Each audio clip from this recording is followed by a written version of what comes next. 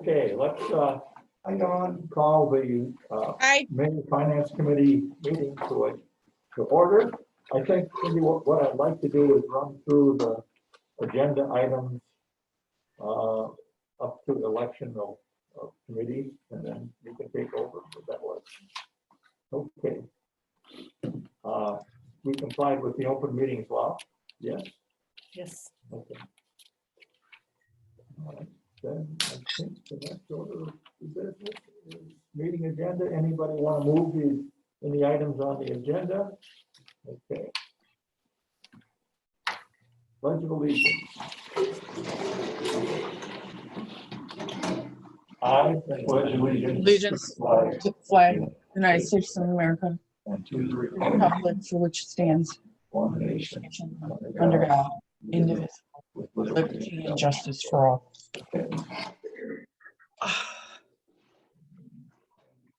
I'll entertain a motion to approve the minutes from the April meeting. Are there any changes? Okay. Second. All right. Okay. All right, so you're up. Okay. I would like to take nominations for chairperson of this board. I'll second. I move the nomination to be closed and we pass unanimous ballot for Bruce, provided his salary stays the same. I'll second that as well. Okay. All right, well, thank you, ladies and gentlemen. All right, so the next order of business is appointing or electing the vice chairman. Do we have any nominations? Who's the present vice chair? Mr. Kinsley. Okay, you've done a real good job. I know that's not unpaid for. Mr. Kinsley. I'll second that. Okay. Any more nominations? Okay. I guess- And I'll move we have a unanimous consent. Okay. And I'll second that as well. All right. I guess all in favor? Aye. Opposed? Okay. Dawn is on, right? Yep. Okay, I don't see her on the screen. All right, any member of the public who would like to make a comment about something that's not on the agenda, your time is now. Is there anybody on the line from the public? Frank, Mike.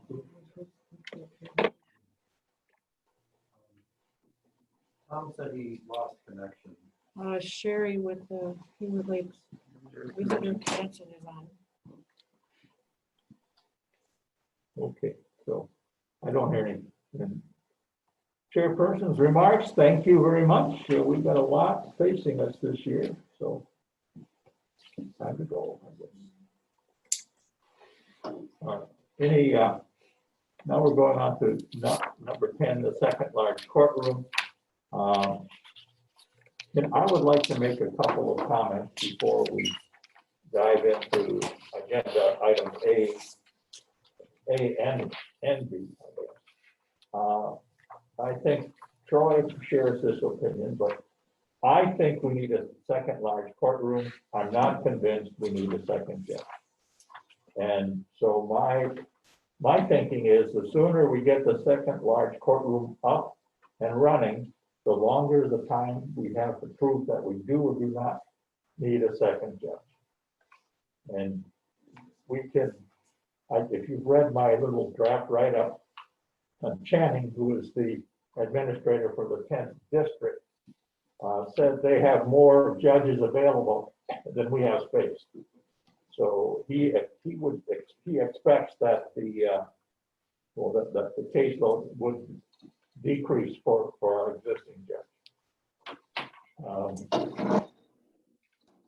So if we build if the second large courtroom is not ready until April of 2023, that gives us just 1 month to determine whether we need a second judge or not, which I don't think is enough time. And my concern is if we don't have enough time to determine whether we need a second judge, we'll get a second judge, and it'll cost us operating levy, and it's a permanent assignment. So that's my concern is, again, I would like to see the second courtroom, if that's what we want to do, built as soon as possible. So we have at least 12 months or 11 months, 10 months to determine if the visiting judges, which are free, by the way, and the only cost if we go with the visiting judge would be, and the second large courtroom would be about $40,000 for maintenance. Marge says that she doesn't need additional staff to support a visiting judge. We don't pay for the visiting judge, nor do we pay for the court reporter that they employ. So anyway, that's a general summary of where I would like us to go. Any comments or anybody have any reactions? I've got a reaction, because I think if we don't have a second judge, I don't really know that you need a second courtroom. First of all, last year, there were 6 jury trials. Right. Say there are so many jury trial demands, the facts don't bear that out. For visiting judges, we do have a courtroom. We do have a room like this. I mean, the judge does not have to have a jury box just to hold first appearances and even sentencing. So I guess the urgency to have that second courtroom was to accommodate the second judge. But you don't need a second judge. I don't know that you need a courtroom. And you've got so many needs financially.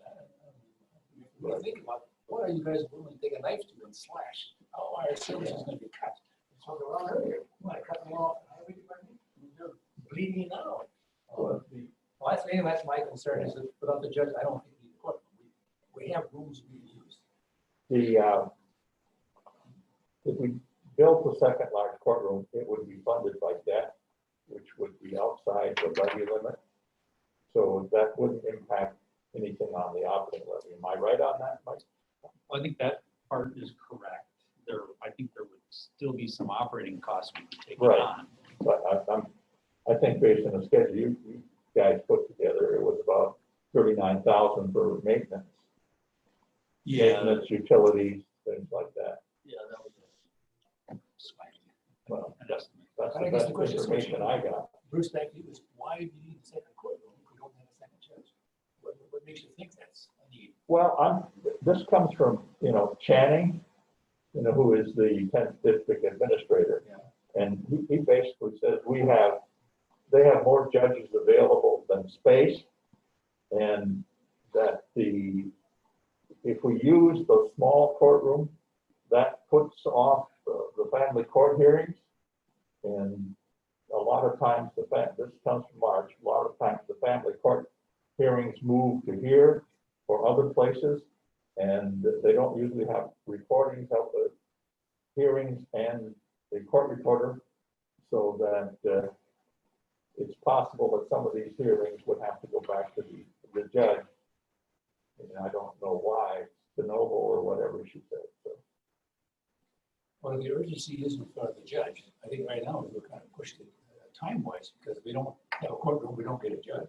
But if we aren't looking for the judge, then why can't we delay this decision further out there as far as the courtroom is concerned? I'm concerned about that. Right, and the only thing my thought would be that this current situation is not sustainable. It can't last for the next 10, 15, 20 years. Otherwise, we'll be needing a third and a fourth judge. But my thought is to bring the additional judges in from outside, and we don't have the space to do that. So to me, it's a compromise. I know that's not what some people want, but I don't think we can afford. Once we get a second judge, we have them forever, as you well know, and that's my concern because the current situation isn't sustainable. We're only treating the symptoms and not the cause. And if there's an affordable way to have more space, that's just my thought. And we still have the standing resolution of wanting a second judge, so that's another story. Mr. Chairman, Yes. my biggest concern is funding and the morale of the employees that we have. We've asked them the last couple of years, cut back, cut back, cut back. And now the court system is almost demanding the board to go forward for them. But I don't think now the employees are watching this and they're gonna say, we're gonna put that second courtroom, how many of these employees are we gonna have? How many are gonna walk to the next job that's available? And we have a lot of good quality employees. That's a very concerning to me. Right, no, not, I understand. I mean, as Troy mentioned, we already have a resolution asking for a second judge. So, I mean, unless somebody changes that resolution, I mean, the only thing that would stop us getting the second judge is not building the second courtroom. That's correct. And that's why I keep thinking this whole thing has to come from the full board if they want to change that decision or not. Right, Yes, we have to do with what we have in front of us. Right. So, I mean, is that where we are? I mean, that we need to kick it back to the full board again. I mean, we keep doing that, and the full board just says, well, let's look for other options, and we kick it down the road again. So, I mean, I'm not suggesting this committee does anything right now, but I'm looking for a way to get this resolved. And right now, I can't see a way forward to get it resolved. You are correct. That is what's in front of us. Last night, Public Works took steps to look at new plans for the courtroom, and that plans will be shared with the full county board next Thursday. And they're interesting plans. We discussed all of them a little bit, and we kind of, I guess we lean toward two different plans. But yet, I feel that's a board decision also, the final. Yeah, no, I agree with that. Tom. Yeah. Yeah, just to go along with what Mr. Kinsley was saying, the direction from the county board at the last county board meeting was to look at other options, utilizing the footprint of the courthouse and see if something could be built instead of an addition, but to use the existing space. A lot of has changed since we did the initial study with the 3 original options, which were additions off this end of the building or across the street. Since that time, with everything that's gone on, we've had a lot of people working remotely. Is that something that could happen permanently? Still yet to be seen, but the options that were presented last night at Public Works give you a couple of different options of utilizing space within this building. Each one of those displaces a department or 2 or 3, which would need to be moved elsewhere, either within the structure, working remotely, continuing to work remotely, or renting space elsewhere. So depending on which plan you choose, who gets displaced, how we can accommodate them within this building or not, would help determine, if we need space outside of this courtroom yet, even if we didn't build an addition for a department or 2, or whether we accommodate them with some kind of combination of working remotely and rearranging the building. So I would imagine as this plan gets talked about, there's a lot of consternation, as you mentioned, amongst employees of, are we getting displaced? What's going on? That kind of chatter is happening, I'm sure, as well. If we don't have any ulterior motive other than trying to provide you with information to make a decision on if you're going to have a courtroom, what's the best way to do it. So that information will be going to the board next Thursday. Those other options for you to consider and have more input about how you proceed with the second courtroom. Okay. May I speak, gentlemen? I was gonna ask, do we have that yet? No, if I may, he said he didn't want to go that far to get prices with this many plans. He wants the board to narrow it down, and then he will get his prices. Also, they're worried about the suppression, fire safety. Fire suppression, one of the options, a couple of the options had to do with, attaching to this building. Does that mean we have to fire suppress the rest of the building, depending on where the firewall goes? So those are some of the questions that came up last evening. I believe what we determined last night is that he was going to get pricing on all the options for the board, and where that happens, he brings that to Market and Johnson to come up with some pricing based on the square footage and whatnot. So it's not like a quote, but it gives you an idea of the relative amount that we're talking about for these different options.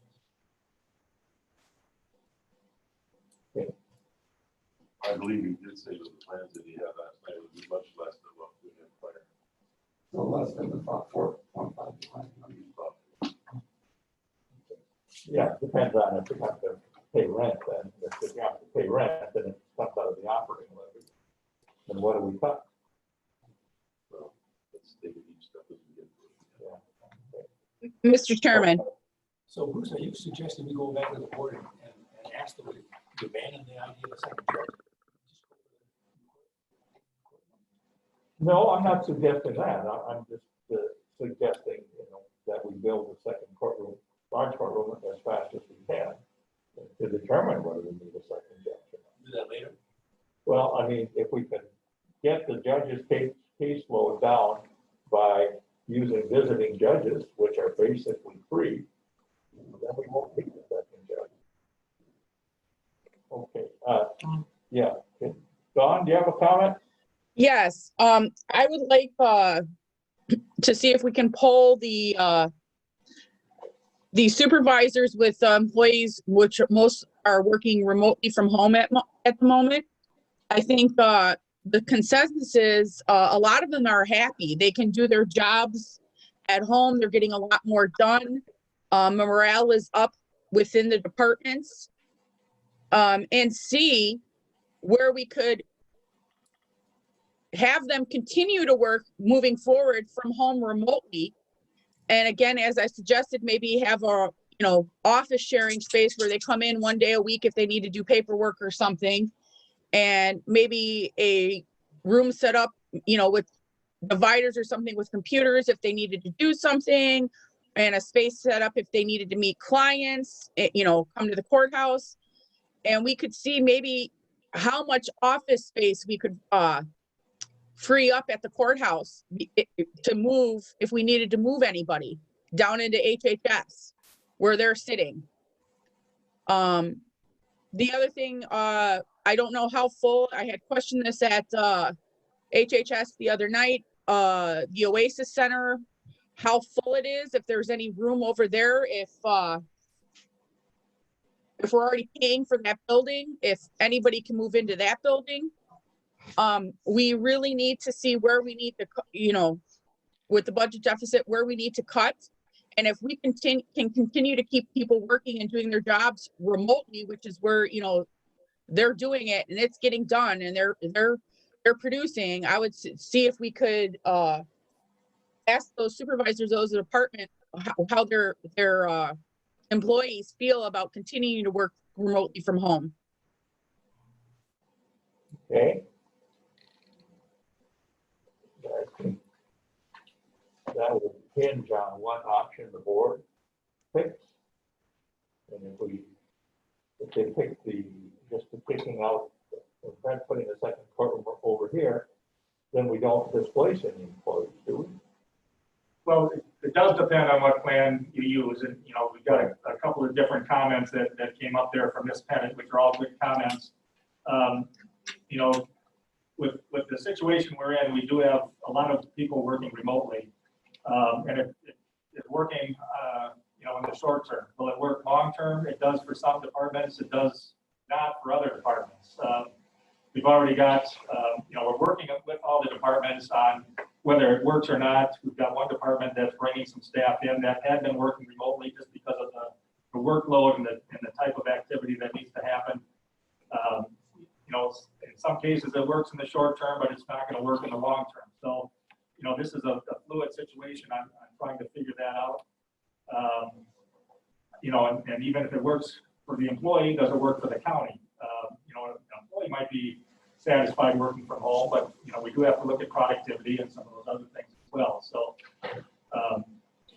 yeah, it's certainly something that we're looking at, and it plays into how we do this. But I think the first question is, if we have a second courtroom, where is it? And then we can start planning on where the other chips fall.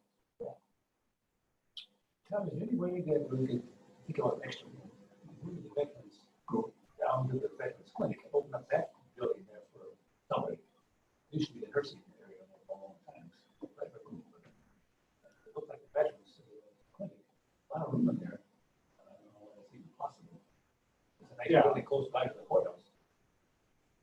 good thought. You know, we've got that building, we've got the Oasis building. You know, there was talk of the forestry, people moving out of, is that the National Forest? Yeah. Was there any movement on that? Or? Not anything, you know, no, I check every 3 months and they say, well, we're still working on it, we're still thinking about it. Yeah. So there's a couple different moving pieces there. You know, the Forest Service in between the, here in the ambulance garage was an option perhaps if they were moving to Glidden. So there are different things that could happen. So a lot of moving pieces. Right. Mr. Chair, Yes, Pat. is there any way that we could know what the options are? You know, we're trying to figure out what we need to do, and we're not even privy to what Public Works, what the options they're going to present. How do we move forward if we're, you know, discussing this right now? In the board packet. Yeah, I actually had it attached to the finance agenda, but it's a very large file and it made it difficult to load the agenda. So I think Cindy took it off this morning under my direction. So, and it's too big to email. So that's why I put it on the agenda, but then it was too big for the agenda to load too. So we'll have printed copies. I think you have printed copies today and the board will have printed copies at the board meeting and we'll attach it somewhere so that we can see it. But you know, this information just came out yesterday. It's not that we're hiding it from the other board members. We just got it yesterday. Public Works had the opportunity to, you know, take a look at it. So we did a run through of the presentation to see how that worked and looked, and they made suggestions. So the full board will certainly see it next week. But it's information we just received. Is there any way we could know what the options are, what the two options were that they were considering proposing to the board? So for the information to this committee, so we can see what possibly we're looking at funding? Yeah, I think there was various decisions, and maybe Mr. Kinsley can expound on that, but I think everyone will have their favorites. You know, there's pluses and minuses to each of these plans. There's not a golden goose there that puts all the magic pieces together. So, you know, we'll take some discussion amongst the board on why one is better than another. So, but there were a couple that kind of came to the top. We tried to narrow it down, but the committee decided that all of those options should go to the full board for further review and let the full board take a look at the full package and not eliminate any at this point. So you'll see everything that they saw last night. Okay. Do we have something on the agenda to go into a committee of the whole, or is that just something that, because it helps with the discussion? Yeah, I don't know how the agenda is formatted yet, but we'll work through that. Yeah. The chairman was there last evening and he said he plans on having it on the agenda. That helps. Yeah. So we need a referendum though either way, whatever. Sorry. Yeah, we're gonna need a referendum, you know, with or without the second judge. Then I throw out this question. If we really want this to pass, is the timing of the referendum important? I mean, right now, we have 20% disability or 20% unemployment. Are we smart to put this out now? I know time is important, but the second time around, it's much harder to win than the first time. Right. If you give it your first Right. pitch and it doesn't go, kind of sunk. Right. I know that's The, delaying further is an answer. Option It's two. realistic. Yeah. But I think the chances of us passing a resolution now are really slim. you're probably right, but I think looking at the latest projections that for 2021, we'll have what, a budget deficit of about $900,000. Yeah, plus. Right.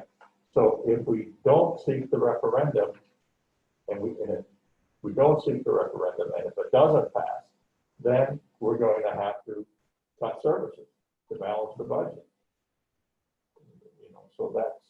So you're proposing that the referendum would include the new building plus the 900,000? Actually, the referendum would just be for, under my idea, operating levy.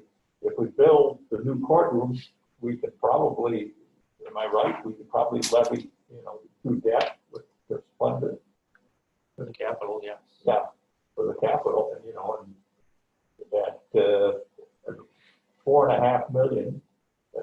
3%, I think you use 3% 20 years, that would be $8, a tax of $8 per $100,000 of value. So, but I guess we're kind of wandering into the referendum, but can we finish with the second courtroom? Do we want to just wait then? I mean, I don't see any option, but waiting until the board decides what they want to do with the courtroom.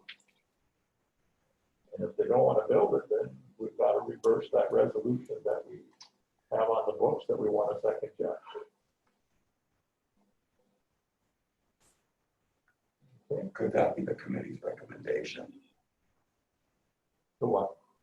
to do the second courtroom and potentially rescind the second judge? It could be if this committee wants to. I mean, that would be an advisory. We don't have a resolution at all Right. before us. So what's the committee's option? Or should we have Channing come in again and explain exactly why and answer Mr. Duffy's question, why a second large courtroom would be beneficial? That could be useful. Yeah, it would be, because there's a lot. He appeared in that, what, January? And, you know, we didn't have a lot of questions at that point. We've gotten some written answers. But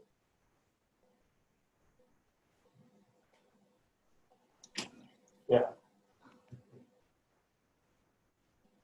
I know that you spent a tremendous amount of time putting all this stuff together, and I appreciate that.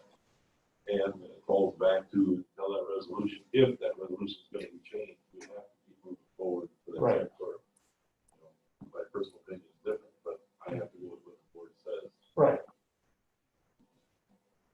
Yes, Yeah, we do have a lot of pieces to this puzzle, and, you know, from the finance committee's perspective and looking at, you know, how it's funded, you know, we can talk about, you know, that, how that affects the overall tax increase and whatnot. You know, the need for a courtroom or a second judge, you know, has been talked about in public safety and should be happening mostly in CJCC, the Criminal Justice Coordinating Council, where we've got the judge, the DA, the sheriff, you know, all of the players in that. We've struggled getting a quorum and participation in that meeting, but a lot of the activity should be discerned there on whether this works or not. You know, there's also the judges' security committee that by statute should be happening quarterly. That committee hasn't met in a while either, but those functions should be talking more about you know, the need and the structure of the size of the building and what's needed for it and the flow of traffic and all that sort of thing. You know, and from your perspective in finance, how do you fund it? So I'm just trying to balance everything that's going on in the other committees with what's happening here. no, I mean, and Ron, I mean, I put some effort into this, but, you know, my goal is to get this issue resolved one way or the other, you know, and because we're wasting time, I'm going to say, it's the right word, not spending, but wasting time, just going around and around in circles.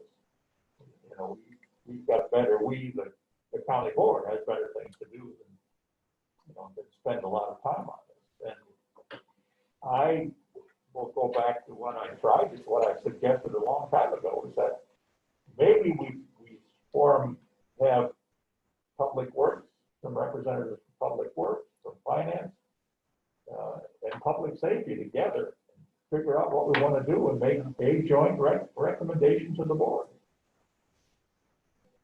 But that hasn't happened yet. Well, I think the board's looking for somebody to make a recommendation. Right, Throw this question out to the whole board, but it'll just nowhere. that's right. Yeah. Yeah, I mean, you'll have, you know, a lot of cats going every different direction.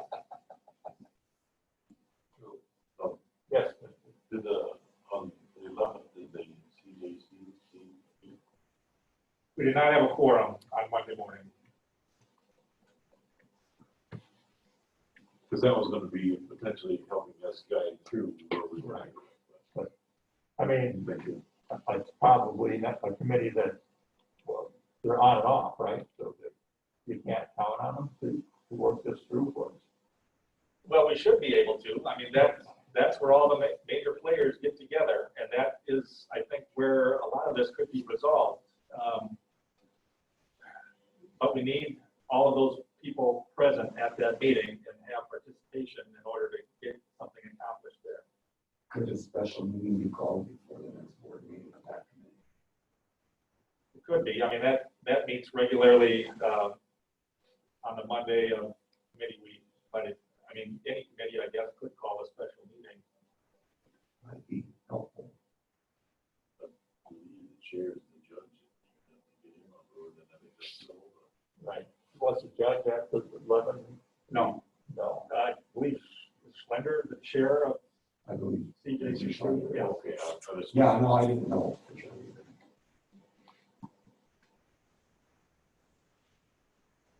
So where are we? We're gonna do. I think your recommendation for maybe this committee is that we get that special group together, one from each committee. Right, right. The recommendation. Yeah. To the board.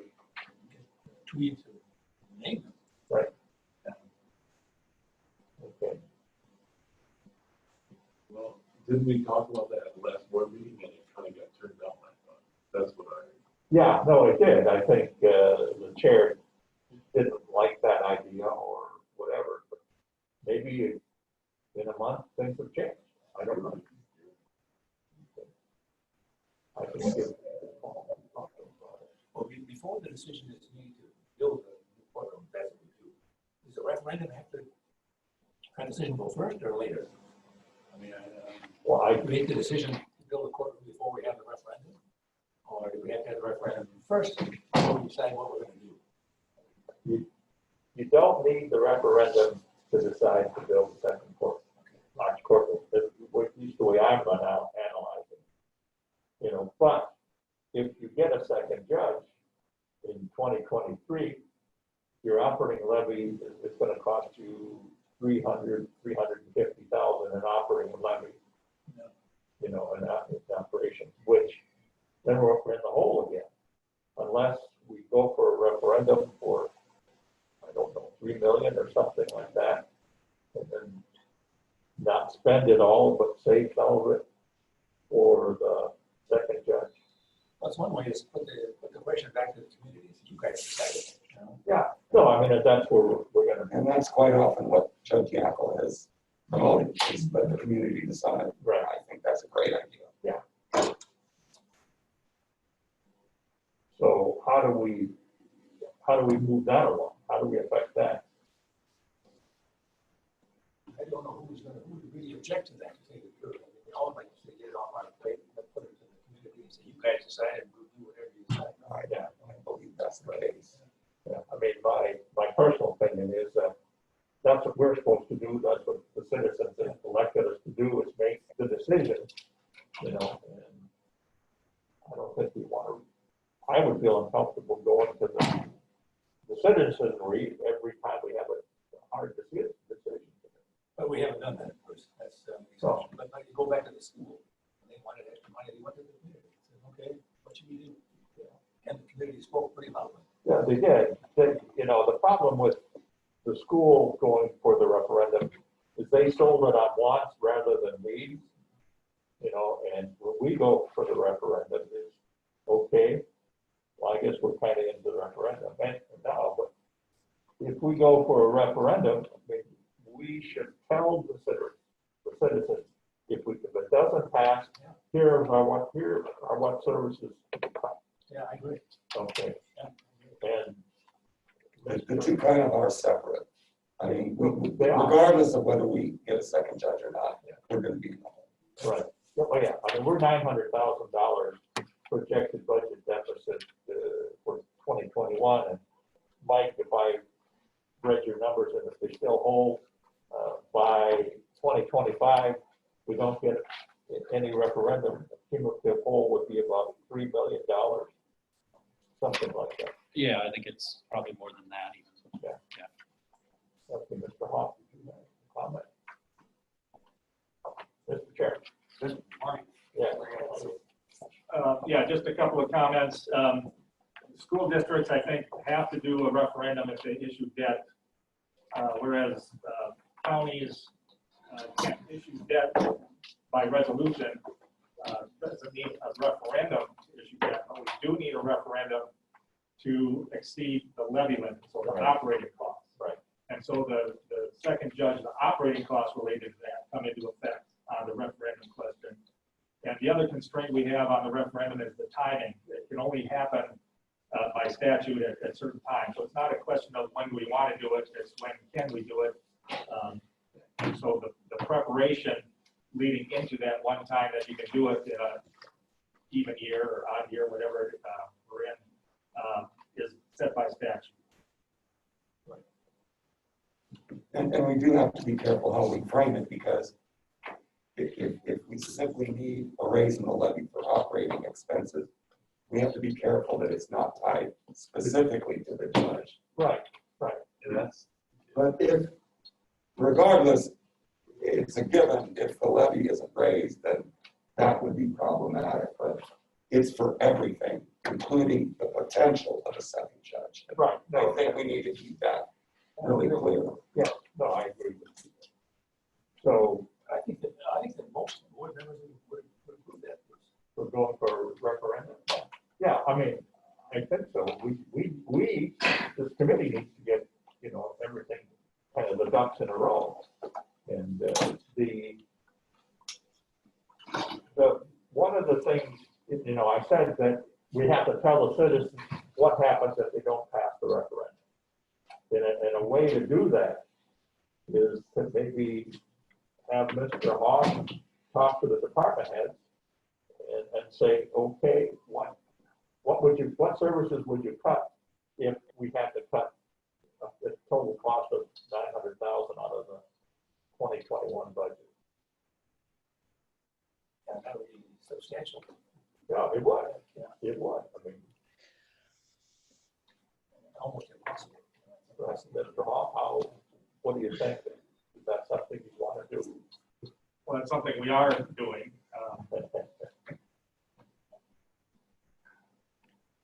Last year we talked about, that priority project, which Right. would help us distinguish, where services could be eliminated or reduced. But with everything going on this year, we haven't really picked up that project, but we need to do something similar to that to identify, what fits in the budget and what doesn't. So there'll be some scaled down version of that project, which we just don't have the manpower to do, but we've got to come up with some methodology of determining what's going to fit in the budget and what isn't. So, Can I just, yes, go ahead. feedback, we did set up the foundation or the basis of that project so that whatever the department's identified as project within the department, that still holds true. The budget piece of it isn't updated for the current budget, but it's in the ballpark. And we were hoping to take that to another level to factor in some, how do we quantify what each of these, we haven't got that far yet. That's where we'd like to go with that. But in the packets, I had included the timeline that Rebecca with Von Briesen had put together if we're doing the referendum. And her timeline is based on statutory dates. This is what we have to do as of a certain date. Right. But I'd like to put together an abbreviated timeline that starts today. Her first date is August, when we have to adopt the resolution. But before then, we have work we should do. I agree. And I'd like to, if we could, just have an abbreviated, not official, but a point of reference. By this date, we want to do this. By this date, we want to do this. If we can do that, I'll update it. I'll email it out to all of us just as a, here's what we're trying to accomplish as of a certain point in time. Right. In effect, I've done that. I think if you go back and look at my write-up for referendum, we should be, the board should approve by August, the board should approve going for a referendum. So I was thinking by July, And these are the outside, and I'd like to do it sooner. By July, this committee should recommend to the full board that, The actual resolution. here's the resolutions, here's what we recommend. But the question then what do? Does the board approve the resolution to go for a referendum in August? We publish and we do all the legal stuff. But we still need to tell the citizens what services are gonna be cut if they don't pass the resolution. And so what services are gonna be cut? I mean, that's gonna be a powerfully painful exercise, and the board needs to be brought along, and these are the services to be cut and why, and that's gonna take a lot of time and a lot of effort. I don't think the referendum, you have to detail what's gonna be cut. You have to say, you're gonna cut $900,000 of services off, and we'll have to work out what they Right, are. but my concern is that if you go with a general kind of a statement like that, people are gonna think, well, it'll be somebody else. But so if you are more specific, like we're gonna implement a room tax, and that's gonna generate not a room tax, but a wheel tax, that'll generate $70,000, and by the way, that will tax only the citizens in Sawyer County. Okay, and we're going to reduce the sheriff's deputies, making this up, so it's not official. Reduce the sheriff's deputies by 3, or health and human services is not gonna do this, or highway is only gonna plow snow when it's 5 inches or more. I mean, these are just, I'm making these up, but I'm just saying, if you go to the citizens and say, these are the specific services that will be cut, do you want to pay to keep those, or do you want those to be cut? That's the clearest way, because otherwise, if you just throw a number out there, it's way too vague. Right. That's what happened with the school board. They just gave a number and they did not get Right. specifics, and people were uncomfortable with that. Yes, Mr. Chairman, so if we pass this referendum or propose it in August, it goes to the community, what, in the November election? it would go on, And is it for the 2021 budget year then? yes, And beyond, yes, correct? yes. And what if we, specify. yeah, Yeah. and what if we build a second courtroom and then we find that visiting judges and their staff are adequate to get us through our caseloads and we don't need the second judge? Right. The referendum that I'm talking about right now, it doesn't even have Operating. operating levy for the second judge in it. But we could. But I think, in the referendum, you have to say, is it for 1 year, how much? Or if it's for a longer period, and then how much? I mean, the projected budget deficit for 2021 is what, 900,000, Mike, and cumulative deficit for through 25 is, I got an old schedule. Yeah, it's been updated. 2 to 3 million. It's that and more, I think. So what do you ask the citizens to do? I mean, do you go for 900,000, or do you go for, which is short-sighted, you go for a bigger amount? Yes, Mr. King. Thank you. 2 things. Town Radisson did this, and we did it for 3 years at 100,000, which helped Town Radisson. So that's an example that you could use for the county. I mean, you go out 3 years, but you're right, you gotta name the number. Yeah.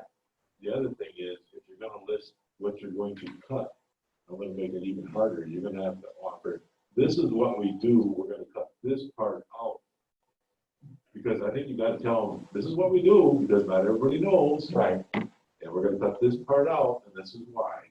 A prime example is what you just said. We're all gonna plow snow when there's 5 inches, which we all know we can't. But that should open their eyes. Yeah, no, I mean, that's,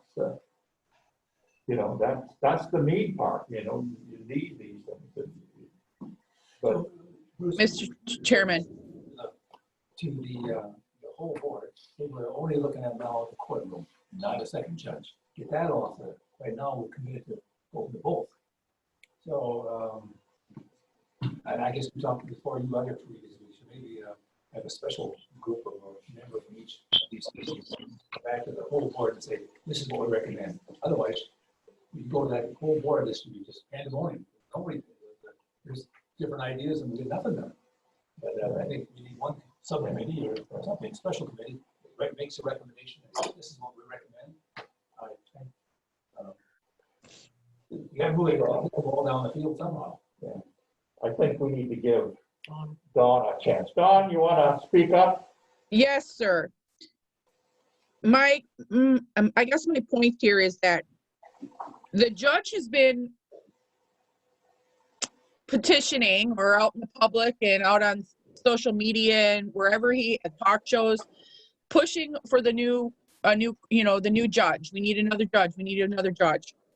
We're talking about the referendum and we're so far behind with the public that it's going to be an uphill battle twice over because of the airtime and the playtime the judge has gotten to the public saying that we need this.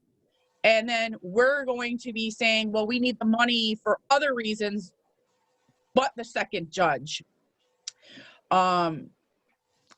I think he's instilled that in their minds right now. And if we don't, we need to make a decision and get the referendum out in front of the people and the information regarding the referendum to try to ease that uphill battle, because it's going to be a battle with the referendum. We all know that. I'm with everybody there. I am not in agreement with building a brand new building. I think we should use what we have, the resources we have. And I just can't, we keep tossing this back and forth, and we got to go to one committee and go to the other. It just needs to get done. Years should have been put into, this has been going on for years before I even sat on the board, and we're down to the final countdown, and we're still going back and forth. We have to come to some conclusion. Someone's going to have to make, and somebody's going to have to be the bad guy eventually and say enough is enough, and we need to make a decision on this. And it's like no one's willing to do it. It just, as a new member since October, it just keeps going back and forth in the ball. Kathy McCoy said, we need to make a decision on this. It needs to, go back or forth. It needs to stop, and we're still going back and forth. We haven't moved anywhere. It's in front of us about the finance. We haven't decided one thing. It just keeps going back and forth. We need to put pressure on everybody and say, we're wasting so much time, like Chairman Paulson said, on this, that other things are getting pushed aside. So we need to do something. That's my only comment. Good, thank you. Yes. Can I just, going back to the timeline then, I think direction for me anyway is for the June Finance Committee, we need to start putting a presentation to the public together. Doesn't need to be final by then, but we need to start working in that direction if we're going this way. And maybe we need to start looking at the template resolution, start working on that. Right. We need to start working on some of that stuff if we're going to go down this road. The template resolution would be pretty simple. I think Rebecca's got it right in the can. She could just tell us what, Right. It's just, We have to decide, we got to work on the wording. yeah, How the we- wording, but the issue is going to be, for me, if we don't pass the referendum, we're going to need to cut $900,000 out of the 2021 budget. What's it going to be? I agree, but that's not a June decision, right? No, Right. well, but we can't let that drag because, to Dawn's point, excuse me, we've got to start talking, educating the public, in August. Well, Bruce, first of all, I think one of the issues, we gotta get that second judge off the agenda. Could this committee make the recommendation we're gonna focus on a second courtroom and not a judge at this time? And otherwise, you're going down both ways. And Right. I think no one here says we should go over the second judge now. I think we all agree that let's just focus on the courtroom. Yeah. But the whole board has said we're gonna go on both. somebody has to make that motion. Right. I don't know whether this is the committee to do it, or we have a special committee with public safety and somebody for finance, me and whoever else. And they make the recommendation. Yeah. Something to get, At least we hear it out where we're going. absolutely. You know, that's really what I'm trying to do. Yeah. Well, can we make that Finance recommendation? is the biggest word here. Yeah. Finance is gonna direct us, what we can and can't do. Well, I mean, you're gonna design the referendum and the language in the referendum, and Mike's gonna do the timeline, so we hit all those markers. Right. But finance is the end all be all. Right, for the referendum, but. So if that were to come from finance. Yeah. You know, that we're only focusing on the second courtroom, not the second judge, and the referendum, how we're gonna get there. Okay, can we do that today? Anybody? Well, we don't have a resolution prepared. I mean, we I can, don't know, but I think it's a motion to the whole board. We're gonna focus on the courtroom, not the Right. second judge. well, the issue is, I mean, I don't mean to throw another fly in the ointment here, Why but, not? well, but we've got a resolution from, I don't know what, September of September. 2017, that we're gonna ask, we want a second judge. Yeah. So if we come forward, the finance committee comes forward and says, okay, we're not gonna focus on the second judge, we're just gonna focus on, you know, on the second large courtroom. It really needs to be a motion in front of the full board, Yeah. because otherwise we're circumventing a standing resolution. And in my mind, Yeah, right, And bring it as a recommendation of the finance committee. Yeah. We'll go right on the agenda. yeah, no, I mean, that would be fine. I mean, does this committee agree that the lease for the second judge issue, that we tell the board, we want to focus only on building the second large courtroom? And the second judge will later take care of itself. I'm on board with that. All right, good, thank you. And Mr. Kinsley is- Yeah. We all have to think of the repercussions that are gonna. Well, I mean, there're gonna be some, and, you know, Right. I talked to Mr. Schlinder about this, and, you know, he's okay with proceeding with the second large courtroom without determining that the second judge, at least that's what we talked about.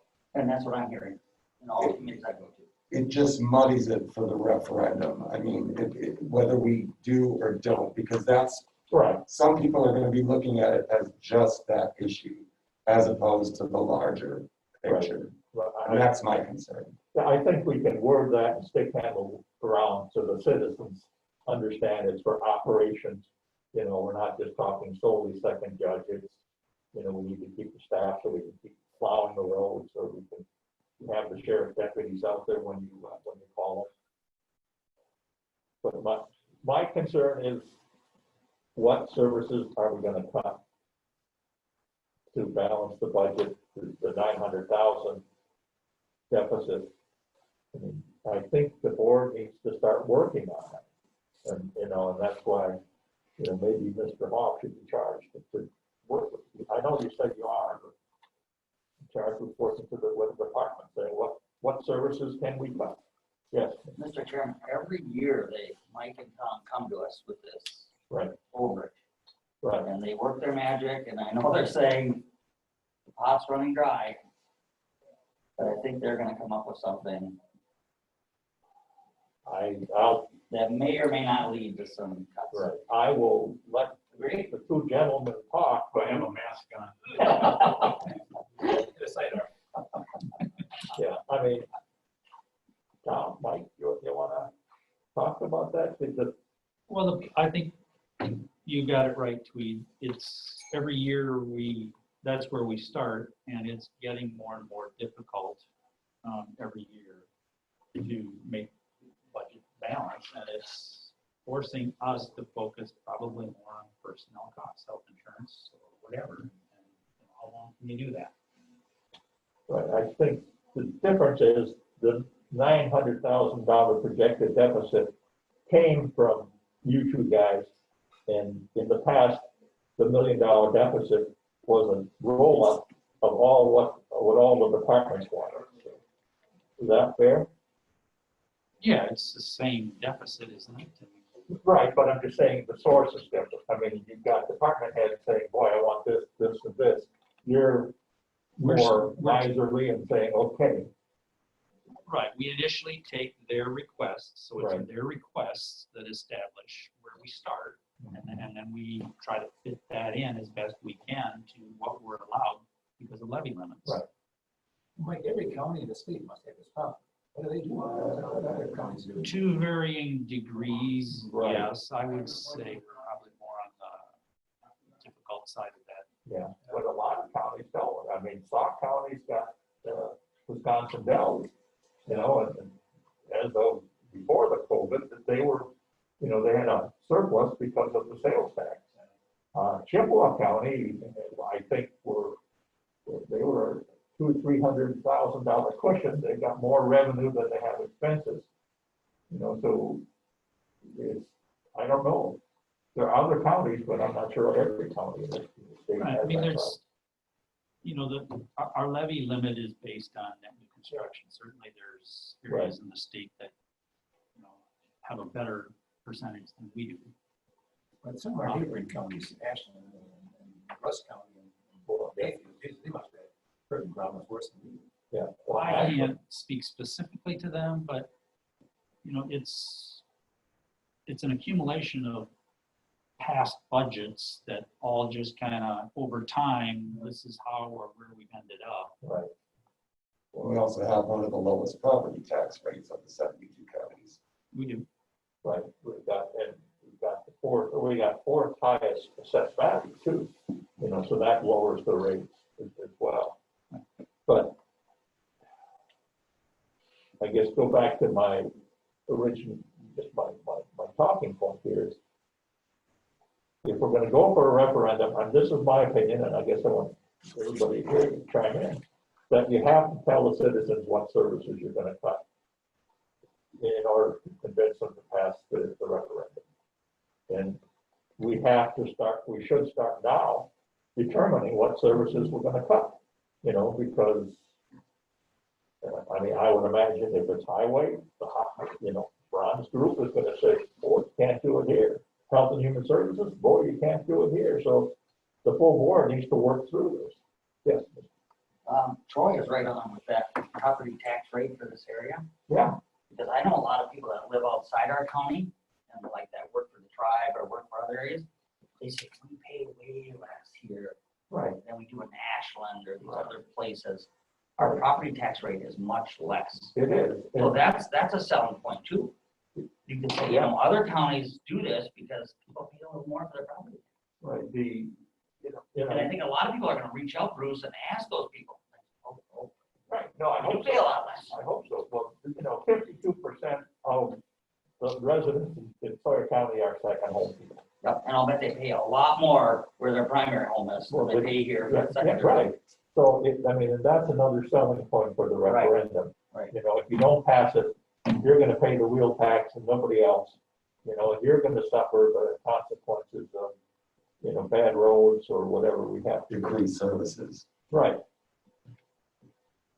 Well, how did the room tax fail?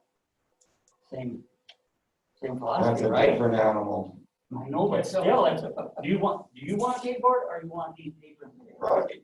right, That's How my simple is concern with the that? Oh, they referendum. can't sell that? If we can't even get a room tax Right. that has those advantages, this is gonna Where, be yeah, a where's the bigger where's the sell. disconnect there? How come we can't relay that to them?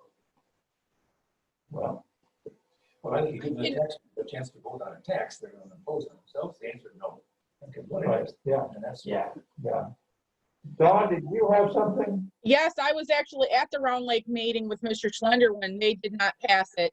And it's because the little guys feel, you know, feel like they're not making a lot of money. They're already paying a lot. And the big guys are, you know, getting all the business and, you know, they can't afford to give up the tax. They don't want to give up the money. The little guy does not want to give up the money. And they don't want to be told, they don't want to have to pay for advertising or all of this. They absolutely, they are not on board with it. And Mr. Schlender told them, and I did tell them myself also, that, you know, services were at a deficit, are going to be cut. Didn't care. Just did not, blatantly did not care. And it was, we sat there and we both looked at each other and said, I don't know what else we can do. We told them, you know, it doesn't pass. We have to come up with money and we don't have it. And so roads aren't going to get repaired. You know, they're all complaining exactly it, that they need new roads, they need this, they need that. Well, it's got to come from someplace. And I guess the room tax was just they said, why should they be, their issue was, why should they be the only one taxed? That why aren't the rentals being taxed? Why isn't, you know, other things being taxed? Snowmobile, you know, the rentals, the snowmobile, fishing, you know, fishing boat, all of that. They were like, why should we only take the hit? Why isn't it across the board? So I think it's more of what we were saying, not a wheel tax, or a more all-inclusive tax. You know what I mean? That where it's across the board. Everybody takes the hit, just not the rental, you know, the resorts. That was their issue. Thank you. So, where are we with the referendum issue? I mean, Well, because I think, first of all, according to the referendum, are we off the second courtroom? Can we get that resolution for us? I thought you were at that this committee was going to recommend. You need a motion to We do just that? focus on, well, I mean, we can have a motion to that effect, sure, but, I think John was gonna make that motion, it did. okay, Mr. Kinsley. I'm asking, wouldn't they need two resolutions, one to stop what we've already done, and then the second one? To close them over? You wouldn't need all you would need to do is, there's no time limit on rescinding the original resolution. If that is what the board were to decide, if they wanted to change something, then it would need to be a resolution. I'm not sure you can miss it. Yeah, I mean, that's the issue, and that's my concern too, is, yes, Mr. Haas. Just a word of caution, the second large courtroom is listed as discussion, as is the November referendum discussion. Right. It wasn't listed as an action item, just Right. a word of caution. Yeah, no, A motion to rescind is an unexpected occurrence. It can literally happen anytime there is no other business before the board, or even with that. right. It's the same thing with a reconsideration. It would be better if it were on the agenda, but where does that come from? Does it come from two individual members, or does it come from this committee? Yeah, I mean, you're talking rescinding the request for the second judge. Do I hear you right? Well, if we can't just as a committee say, oh, we don't want one anymore, we have a standing resolution. Right, So there has to be an action parliamentary wise of some kind. right. But isn't the decision right now, sorry, Bruce, isn't the decision right now to go forward and focus on second large courtroom? Right? Do we really have to rescind that original resolution while we're working on the second courtroom? We don't, I'm just saying. I'm just saying. If we want to go forward with the second courtroom, that's That's what we fine, want to but focus we on. can't sit there and say, we're gonna go forward with the second courtroom, but not the second judge, because we have a standing resolution. If we were to do B, then we would have to rescind the original. But kind of what I agree with, and a lot of you and Bruce, is that we get this second courtroom built, and then we can see if the visiting judges and their staff can keep up. I agree. Or do they alleviate the caseload? Then we can move to rescinding that other resolution and say, we don't need the second. True, there's a timing element to that. I don't know when we can back out. But we may get into a huge fight if we try to rescind that now. No, and I'm not suggesting that. I'm just saying we can't recommend against a standing resolution unless we vote to make that determination. Right. We can't do that. Well, shouldn't this committee make it known to the board, this is what we're looking at? We're Yeah. looking at basically focusing on this, and Right. we're delaying the judge at the moment. Yeah, I mean, See it's where not- the- we can't pass a resolution. No. You know, but during the finance committee report, I can just say recommends that we focus on building a second large courtroom and leave it at that. Yep, and then we lead right into Mr. Kane's presentation on what we've got in front of us. I like that. Yes, Mr. Chair, Yeah, I would agree with that. I would say that, you know, we as a committee as a whole, that's what, when we go to the meeting, when you get called on, Mr. Paulson, say, the committee as a whole says we need to, believes that we in good conscience for our citizens need to focus on the second courtroom, and that's where we're leading with because of the budget crisis, and there's going to be cuts that are going to be made because of it. And in good conscience, we cannot fund a new building, and we need to do what's best for our citizens. We have to put it forward saying it has to be constantly what's best for our citizens and to get through the budget deficit, because there's going to be a lot of people upset. There's going to be a lot of backlash, and we need to keep the focus on, we need to do what's best for our citizens of this county. And spending $15 million or $4.6 million is not what's best for this county at the moment. okay, good. That's my opinion. All right, well, thank you. So we'll do that with the second courtroom, what we talked about. Okay. So what do we want to do about the referendum? I mean, there are just a bunch of questions that I have. I mean, do we ask? I would think we should ask for a larger amount than just 900,000, because, you know, we're going to have a cumulative deficit of close to 3 million in 2025. Mike, I'm just using that. Yeah. So if you don't think the number's right, just let me know. I mean, directionally right, there's no way to know what the number is. So we would probably have to ask for, I don't know what the right amount is. Well, do we have to have the exact amount for the next board meeting, or just talk about this is what we're thinking about doing? Well, And we'll have to invite. all the other no, members. we don't have to have we just talk about it, but I mean, I talked about this, the referendum, the last 3 boards, I know. you know, so we need to start doing something other than just talking about it, because, you know, time is running out. So there is, if you want, I think in the packet, there's about 4 pages worth of projection information that kind of goes to the levy question you're Right, asking. right. We can review that quickly if you want. Sure. So the first page, I just note some of the assumptions I made when putting the projections together. You know, I'm assuming status quo as things are today.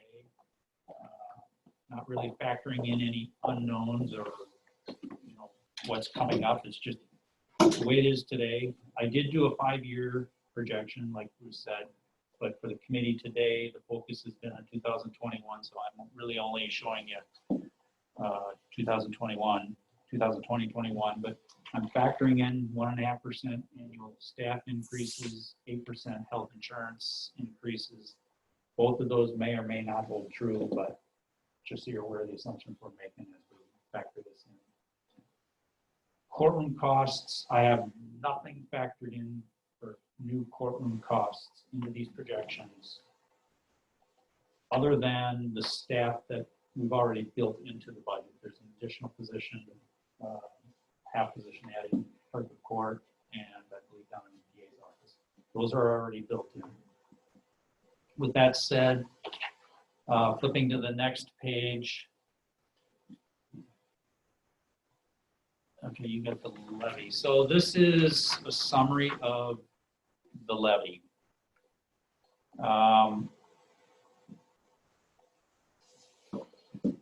I put some history there, 2016, 2017, 2018, 19, and 20. The actual allowed levy, that's just for historical purposes. 2020, the levy is the 10,092,000. Then 2021 through 2025, the levy based on the projections that we put forward. So I just want to stand up and show you. These levies here, where I'm saying allowed, that's just taking space and increasing it by net new construction, and I'm just assuming 0.7% each year. That could go up and down, but That's about what, 75,000? yeah, it's in that bulk. Yep. Okay, all right. So the allowed is going forward, the base plus net new construction each year. This is the levy based on the projections that we put together. So comparing projected to what we think we're allowed shows the deficit, or calling it the levy gap. So just going into 2021, based on projection, we're looking at 900,000 plus deficit, structural deficit that we need to somehow find a way to balance the budget. This column just accumulates each year what we've projected as the deficit. Here's just kind of an accumulation of the excess that we need to address. Special purpose levy, that's the ambulance, the bridge aids, the libraries, and then the total levy. This is kind of the accumulating factor. Just not, each year we go through a budget cycle. We have to somehow balance the budget and bring that gap back down to zero, and then the next year we're starting over. I recognize that, but that's not quite how it's shown, but that in reality is what's going to happen. Mr. Schumer. So Mike, this is the data you use then to come up with the formula on the referendum amount we're gonna ask. Well, this is just a tool to use to help deciding what we want to do. Not what we asked for. So what percentage increase do we need to meet those or exceed those gaps? Hang on. Go ahead, Mike, do you have it? Just Well, I don't know. I mean, it's, the projected deficit, 935,000, that's pushing 10% of what our levy is.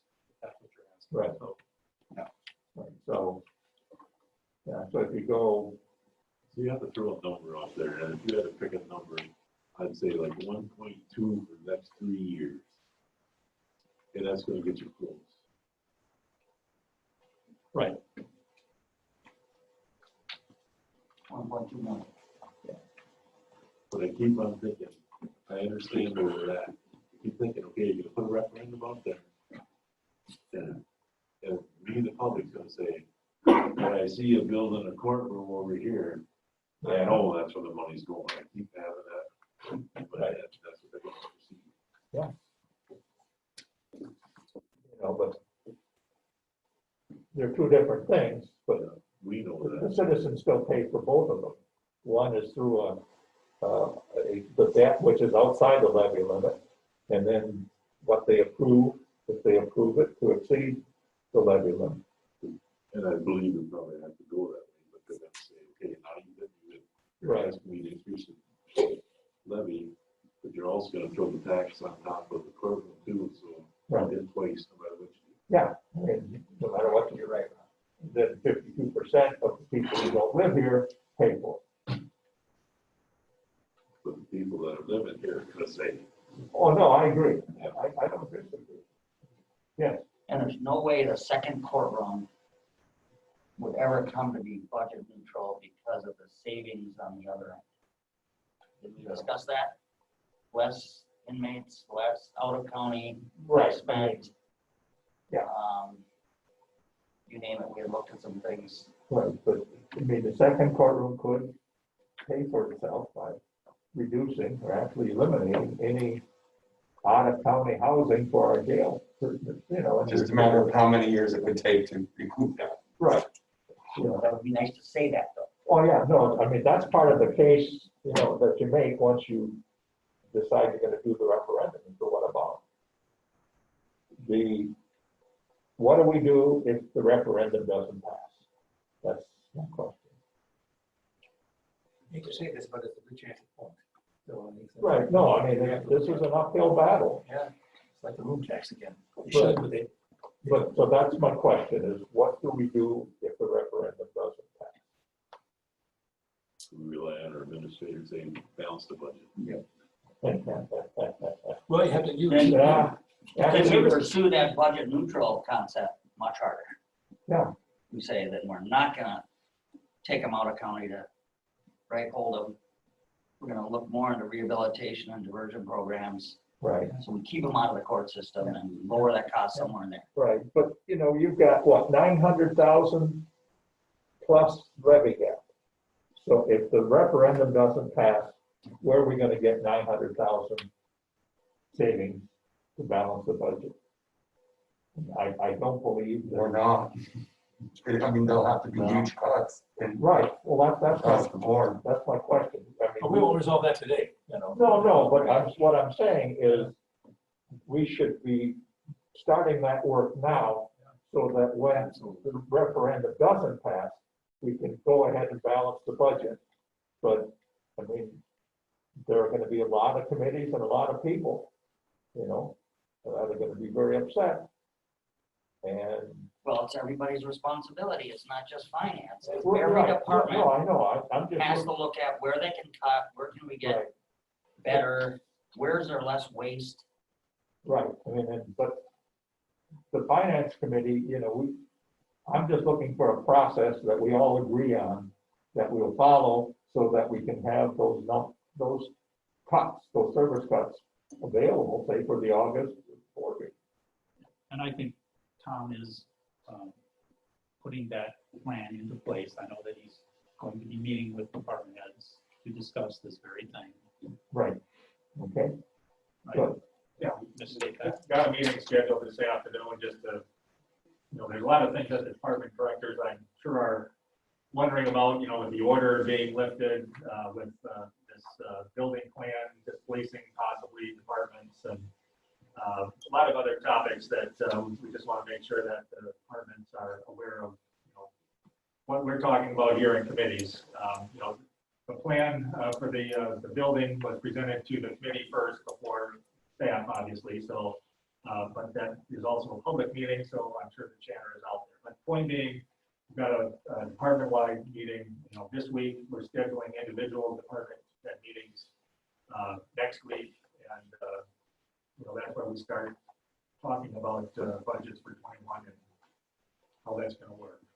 okay, so, I mean, I just want to make sure that this committee hears that, and are you going to be talking about what services we're going to be cutting? Yeah, you know, there's not enough so-called waste, if there is any waste in the system. I mean, there's certainly things we can do more efficiently, but when we're talking about significant dollars, you know, we're talking about services. It's not just that we can cut costs. We've got to be looking at service levels Right. across, you know, the whole county, and what we're going to provide for services and what we're not. Right. And we have very few choices, because a lot of what we do is mandated from the state, that they tell us, you know, as a county, this is the services you need to provide. So the question is, to what extent can we afford to provide them? Right, right. So, for this committee, I mean, those conversations are gonna start, you know, within the week. So, I think if there's any kickback, you know, we need to be supporting Mr. Hawk.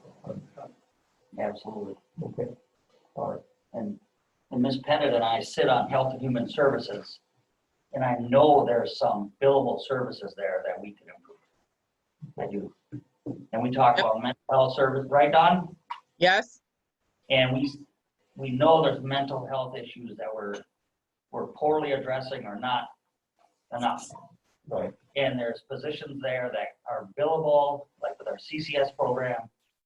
And I think that committee could do a lot to improve, especially our staff. How much money does LCO have that they can pull out of the program? They are flush.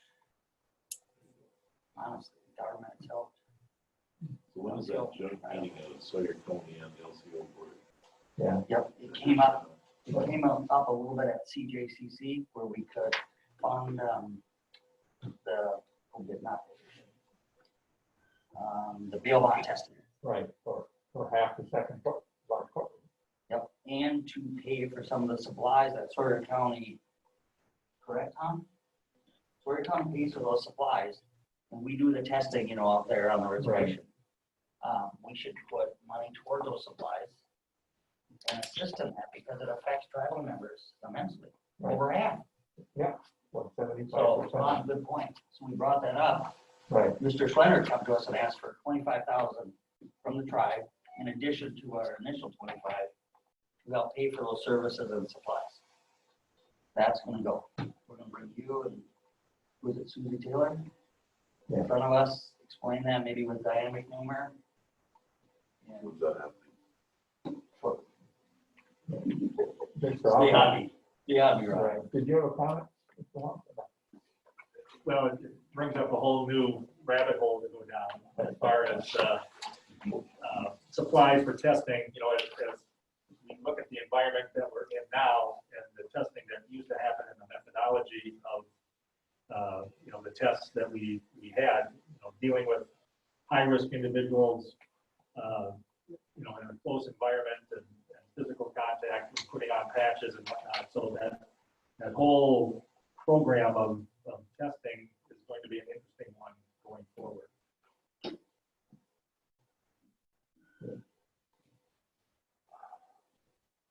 So we're not going down that rabbit hole today. No. So, My comment, I have a comment also. We need to look at what our fuel costs are for the sheriff's department. And Tweed, you might look at what for the tribal is, because if anybody has a scanner, or again, I hate to bring up the scanner hounds, the sheriff's vehicles are mostly a taxi. So are the tribal tribal police. There's a lot of taxi services being done. And so what's our fuel cost with the sheriff's department? Tweed, have you heard about this at all? Yep, I'm aware of it. Yep. No, I agree, Don. You know, we can't, they're there to serve and protect. We are not a taxi service.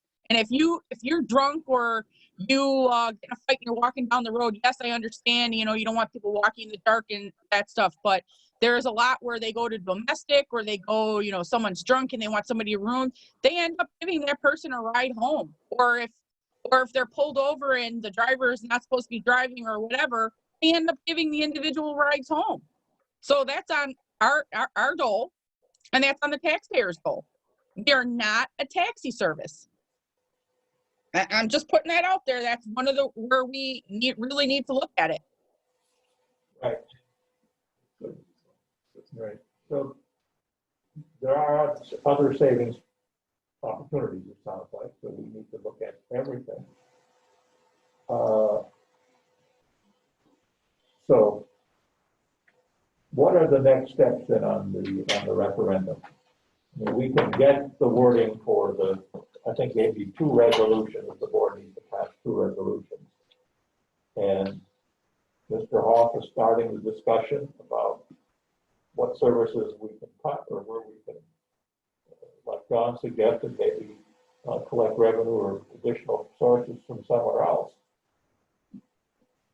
So when would we have a picture, this committee have a picture of what services would be cut to balance the budget? August? At the earliest.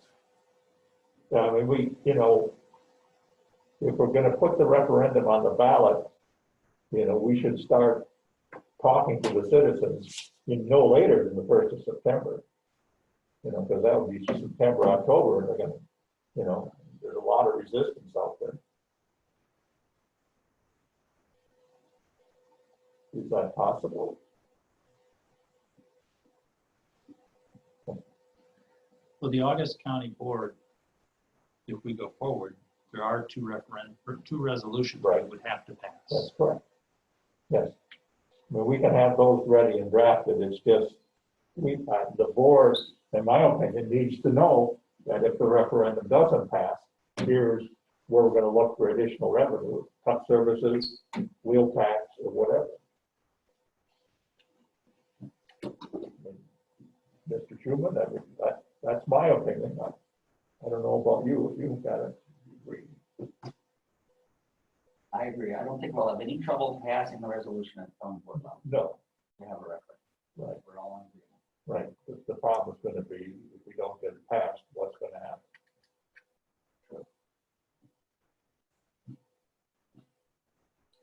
I think on the referendum, you get one shot at it, the second one. That's it, yeah. Yeah. Not for long. Ron, didn't Winter just have a successful? Unbelievable. Yes, the winter school just passed the referendum, but they sold it on, but there was no increase in taxes. Because of the fair market value, the value. Is that the first try? There's no impact. Yeah, there, if I can speak, I have a child in there. We have asbestos issues, a wall is crumbling, roof repair, that hadn't been done. They do it in patches. Basically the whole high school, the administrative where the principal is at, that's all being replaced, due to asbestos tiles. And it's been there, I guess, in that area for 30 years. And they need to get it all cleared out. And like Mr. Kinsley said, it wasn't going to be any additional cost to us. It did pass, but there was a lot of people that voted no for it or didn't vote at all and said, no, I'm not doing it. We couldn't get them on board with it. Right. But it did pass because it needs to be done and the kids have to have a safe school to attend. So you sold it on need, what is it, Yep. 14 million or something? Yes. Yeah, I mean, I don't know how you can collect 14 million from the citizens and not raise taxes. I think it was how it was being allocated, right, Mr. Kinsley? Pardon? It was how it was being reallocated to the school. They were going to get a bigger percentage, I believe. I don't know. I don't know. That's kind of how it was going, that school would get a bigger cut from the, Well, let's find out what their verbiage was. yeah, because we really didn't, we didn't think it was going to pass because there was a lot of,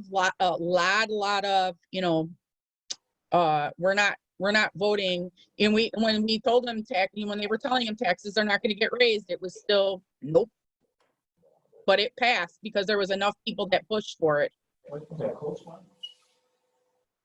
No. But it won fairly easy. I mean. Yeah. They did spend money and send out, little postcards to Oh, yeah. the taxpayers. Yeah. And they had advertising. So then, just going back to timing, at the August Finance Committee meeting, we'll have 2 resolutions for referendum and pass those, I'm assuming. We'll pass. In June. Pardon me? In June? Well, I would like to. Yeah, I would like that as well. Okay, but, all right, I mean, June is fine, and then we would go to the full board in June or July with the resolution. Give us even more time to get ready for this. Right. Wait until the last More one. time to put it Okay, out but there. I was gonna tie the referendum with what services will cut if we don't pass the referendum. But maybe that comes after the referendum resolution, and then Mr. Hoff in August will say, okay, here are the services we'll need to cut to balance the budget if the referendum doesn't pass. And that'll be in time for communication starting September 1st. Right. So now then we'll have the real numbers. Yeah. Right, Mike? Yes. Actually, I think we probably got the real numbers.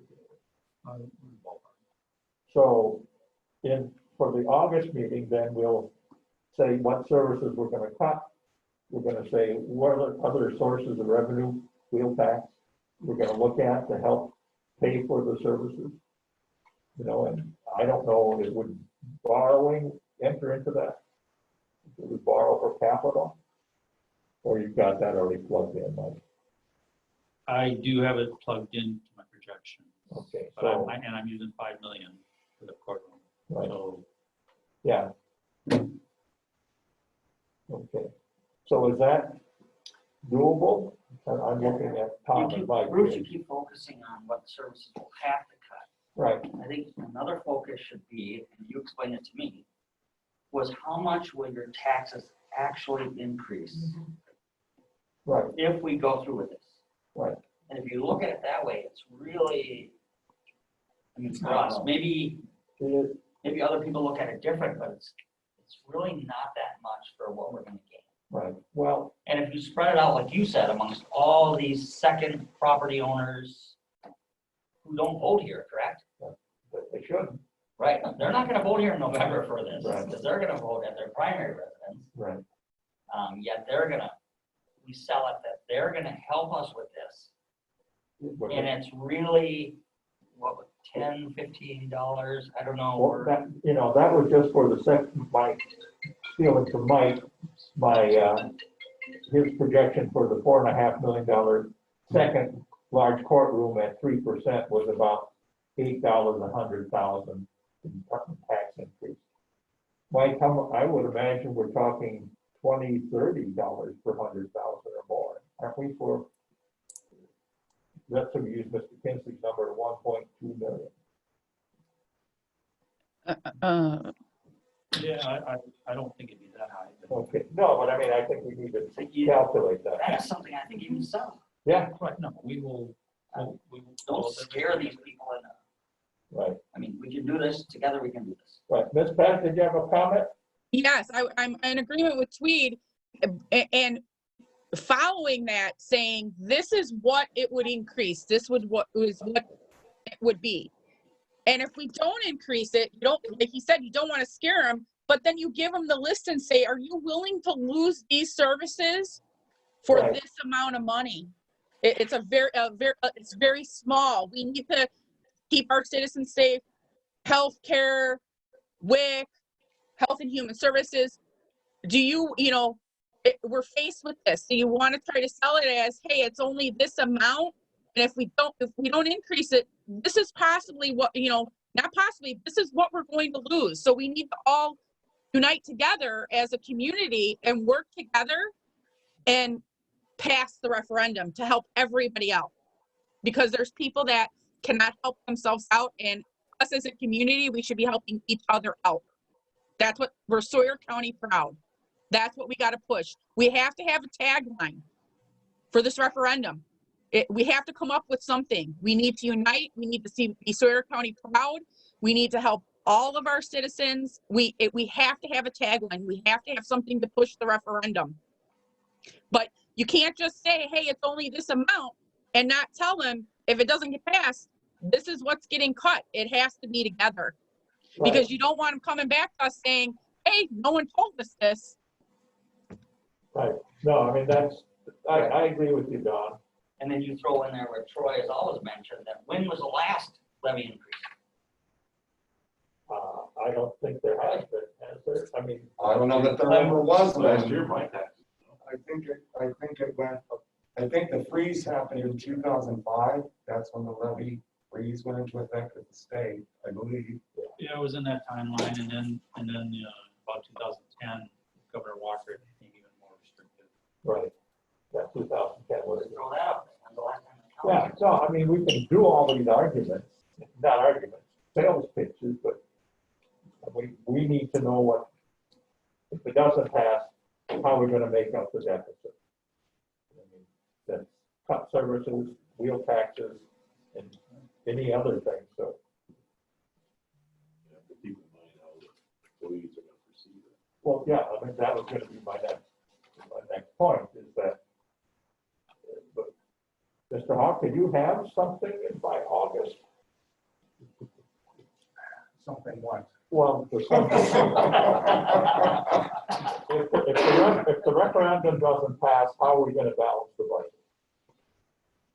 Just some specifics on that. Well, I think that's kind of how we develop the 21 budget is, I mean, we have to go into it, building a budget, assuming it doesn't pass, but that also identifies the things that will be cut if it does pass, or if it doesn't pass. So if it passes, then these things get built into the budget. If it doesn't pass, those are the things that get eliminated. Correct. So the question is, when can we see that? And the sooner the better, because at some point, we gotta get out and start selling this. Timeline, Mike, what do you?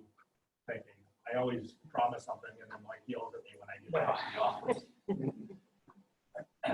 Well, so the budget process, we ask the departments to turn the budgets in by the end of July. And then we usually take August compiling them and then just kind of putting out initial information to the committees and stuff. I don't know that we would specifically have, here's what we're going to do to pass the budget, but I would say conceptually, we would have some idea of what we may need to do. And when is that going to be? Well, I mean, the finance committee meets the second Thursday of the month. So the second Thursday in August is to know exactly what our deficit is. We rely on departments getting the information in as soon as possible. Some departments I don't get back until August. We really need to push on them then to get it sooner so we can compile it, know what the deficit is. Can we have a specific plan in place by then? Put together the best plan you can, everything has to be done in 1 month, there it is. Yeah, no, that's my thinking too. But I know that first number's scary. Well, You guys come way off of that after. Right. When you gather all this with the department heads, It's that just number's like, enormous. just like when you vote with the best information you got. Move forward. Yeah, all these directors are gonna shoot to the moon. Well, They come in way that's not, high. that's not true either. I mean, the budgets are built mainly on salaries and personnel, and those are set. I mean, we're not adding people, there's some suggestions to add, 1 or 2 people, but the authorized positions that we have and the dollars that get allocated for that are the majority of the budget. So, it's not departments coming in with a wish list of, my gosh, we're gonna do all these things. It's basically, these are the same people you had before, you're gonna have them again. You got your supplies and whatnot, so there's not a lot of extra wiggle room other than maybe some capital items and whatnot. Yeah, no, that's my sense too. And it comes in with that 1.5% increase. Well, that Mike's yeah. talking about. Yeah, Well, that's that's another question I want to talk about. But, so when can we, the committee, see what services, or how we would balance the budget if the referendum didn't pass? well, I don't know. That's what does Tom think? I mean, again, like Tom said, the budget from year to year is pretty constant. It's just Right. so. I mean, conceptually, we can be working on it now, and Tom Feinstein's department study next week. Yeah. But some of the bigger numbers, like health insurance, we don't get that until September. Right. That can be a swing of a couple $100,000. That's true. So, we can try to have something earlier, but it's going to change as we get, information from the state on certain programs and health insurance. So, it's not that we wouldn't try to get you numbers, but those numbers still are going to change.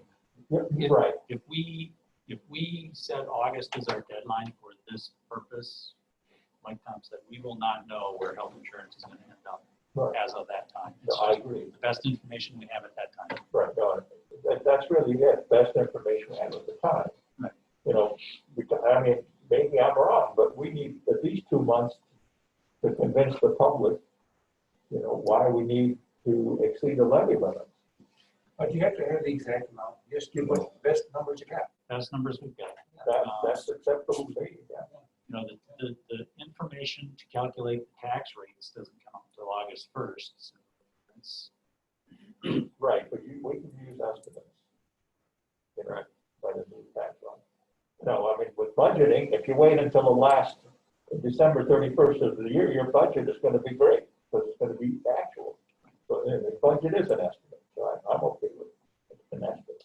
Plus, it's just a guess where you're gonna be. That's it. So we'll get a draft of the resolutions at the June meeting. I'm asking now. I mean, Well- I'm just trying to figure out where we are and what we agreed to. yes, I think we can get that from the back up. Right, that's okay. And then this committee would then recommend to the full board, we adopt the referendum language. And then in August, you'll tell us, you know, how you're gonna balance the budget if the referendum doesn't pass, best numbers. And then September 1st, we start selling the public. And we put together, I would say, a publicity plan, taking off what Dawn said, some, you know, maybe we have to go out and talk to the citizens. Yeah, I think we will. And I think we'll talk to other organizations that have gone through the process to find out what worked, what didn't, what did they share, what kind of presentation did they make. Yeah, no, we have to put together the game. I'm sure Rebecca has some thoughts on that. To give Bruce, them- can you share Mike's timeline starting today forward? Yeah. I think that's wonderful. Yeah. All right. So we're all set then on the referendum process. Okay. Yep. The- I would like you also, Bruce, to say that we're gonna focus on the second courtroom, not the Right. second judge. Right. I'll That's do that. business first. Now, if you do that for the next meeting, you're gonna have a new option with that cost. We, rather than spending hours just debating that, can we refer that to some committee and see, all right, whoever that is, you guys make a recommendation. We had great discussion last night. It was the first time we saw it as Public Works, and Mr. Kinsley can chime in here. Mr. Kane gave us several options, like option 4, and there's like 4, right? 4 major different options within this building to put up that second courtroom. And I think he told me that some of those are gonna come in way under That's what he said. than That's the what I brought original, okay? You know, Right. the 5 to 15 million. He thinks 1 or 2 of these are gonna come in way under that. It'd be nice if somebody could make a recommendation back to somebody, so the whole board. so we can Right. recommend the whole- But my thoughts, and I ran by I'd like Public to Works, imagine. Yes, my thoughts, and I ran by Public Works last night, was that we don't have enough, we don't have the numbers yet, Tom. He just came up with the ideas, so we're gonna present it to everybody. And then I'm thinking in June, Public Works is gonna come to us with a recommendation on which option, and then we'll vote on it and go. Yeah, we've got to be Is Ron, careful. am I correct? Yeah, that's correct. We talked about it a little bit earlier. We got to Oh, be okay. we got to be careful that if one of the options causes us rent expense, third-party rent expense, I mean, that is right in, that's subject to levy limit. So it might be better to spend more capital and not have to spend money on operating levy. And I said that, I asked that question. Okay, How many employees would that displace? Can we house them within this building or? right, So he's got that all right. consideration in mind. Okay. The next topic I want to talk about is, Mike, how much, what's the dollar amount of salary increases and the projected 930-some thousand deficit? 200,000?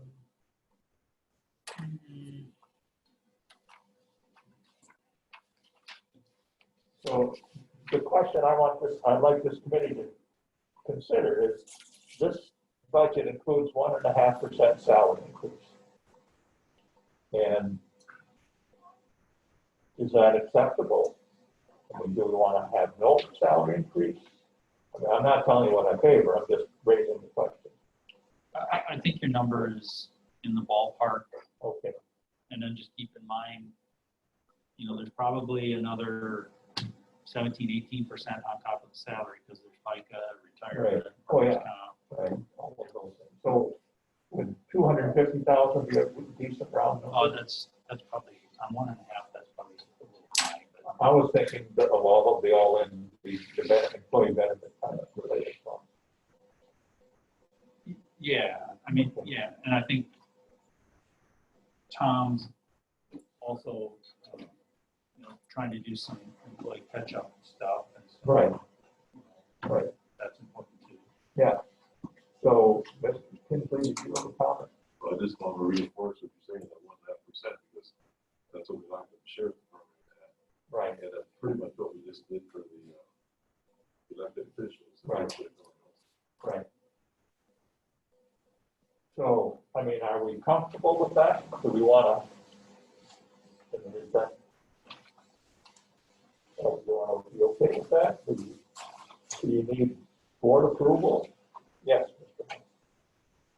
Just from my perspective, the reason we put that in there, I think it's important that we try and keep pace as much as we can with the market prices that are going on for salaries around us too, because, we're trying to recruit and retain employees, provide these services.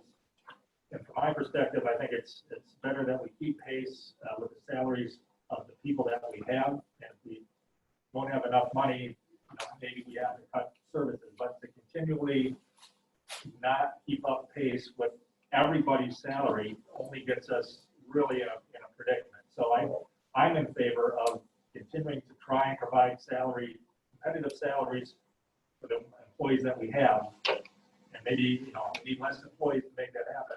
I think that's a better alternative than, than not paying competitive salaries. I share that same opinion. Agree. How about the rest of the committee? Yeah. Okay, all right.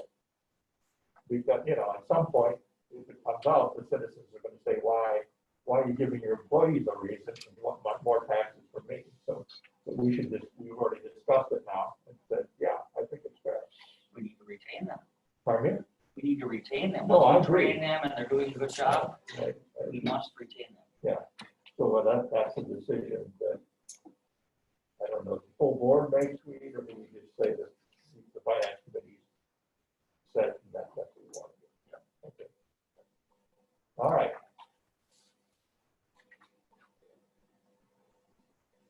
Anything more on the agenda that we want? Oh, we got the resolution for Act, 185 or something? That we should probably deal with. Mr. Hoff, you want to talk us through that? Yeah, I'll introduce the topic. So there's some information provided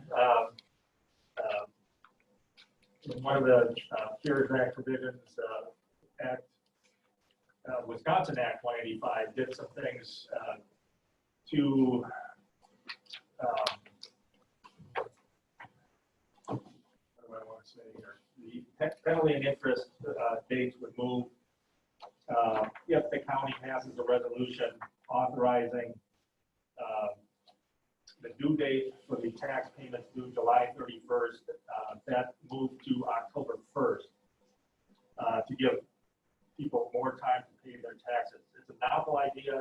It's a well-intentioned piece of legislation that came through. It is problematic as far as implementation. It was written by legislators who didn't fully understand the tax settlement process. So it does create some issues for schools, municipalities, and the county as far as cash flow due to the settlement arrangements that they put in this legislation. Currently, the county settles in full with the towns on August 20th. And so they get made whole. If we pass this resolution, which would allow towns to also pass a resolution to delay the tax deadline from July 31st to October 1st, then we would only settle on August 20th for the amount of taxes that we collected. So the towns and schools would not be made whole. They would be made whole on September 20th instead of August 20th, so a month delay. Furthermore, with the tax deadline of October 1st, it puts the county in a predicament of having to settle in full in September without having to receive all the funds until October. So it creates also a cash flow problem for the county. So if you pass this resolution, even if other towns don't pass resolutions, we would still be bound by those new settlement dates and the cash flow issues associated with that. It also affects the calculation of interest and penalties. And perhaps Diane can explain that better than I can. The tax penalty and interest date now is February 1 if they don't pay their July settlement, but And this, they would move it to October 1st penalty date that we started for just this 2019 tax bill for people that have already made their first installment and it's supposed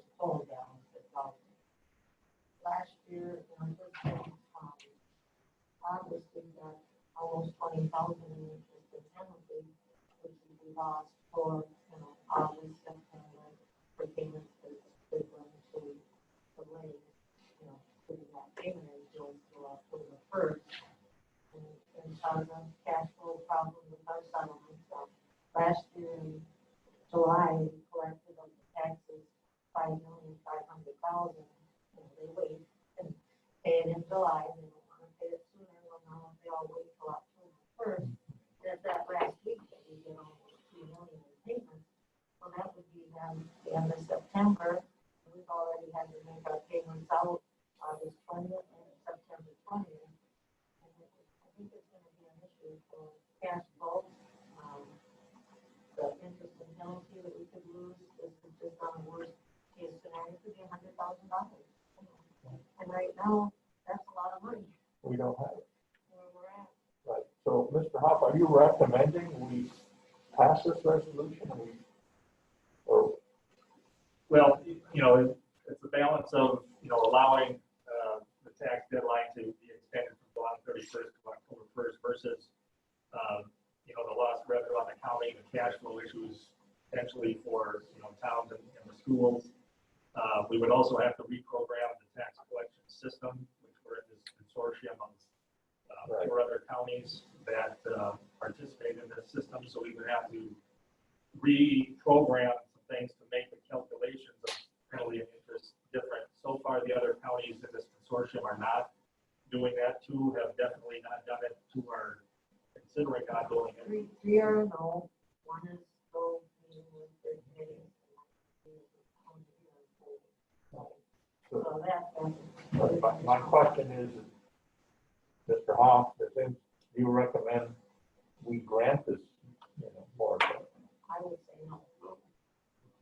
Yeah, I think it's a well-intentioned idea that has enough problems that I would not recommend it. It also creates uniformity issues if some towns, so the county would have to pass a resolution and then the town would also have to pass it.